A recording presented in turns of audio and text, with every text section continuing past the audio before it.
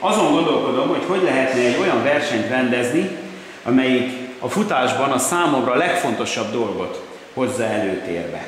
Az, hogy a futók egymással találkozzanak, egymással barátkozzanak. Azt, amit ők csinálnak, a sportos életmódot maguk között is erősítsék.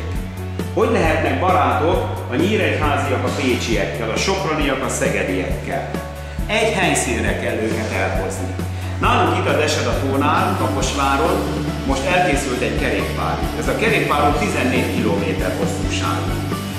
Érzem azt is, hogy a magyar futók között, de nemzetközi szinten is az ultrafutás, a nehéz, a kihívás, az mindig előtérbe kerül.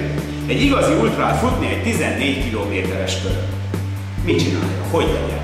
14 kilométer, hogyha 3 kört futunk, az egy maraton, hogyha ebből egymás után és folyamatosan teljesítenénk 18 kört, az 6 maraton.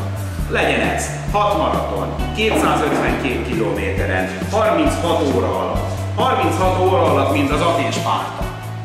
Legyél itt spártai hős. Hozd el magaddal a családodat. Itt vagyunk egy helyszínen. Nem kell autóba ülni, nem kell a futót kísérni. Mindig 14 kilométerenként megjelenik nálunk. Csináljunk egy nagy arénát, fogadjuk itt, a Deseda-tó mellett, ezen a csodálatos strandon. Gyertek el, hozd el a családodat. Vízisportok, strand, kerékpárkölcsönzés, látogatóközpont. Minden egy helyen. És egy igazi baráti hangulat. Gyere családdal együtt, nyaralj velünk, és élvezd a futóközösségét. Fuss egy ultrát úgy, hogy elmozdulnál egy helyszínből. Szurkolj velünk! Óriási lesz a hangulat. Augusztus 15-16, Kaposvár, Deseda Ultramaraton. Keresd a Facebookon a Deseda Ultra oldalt.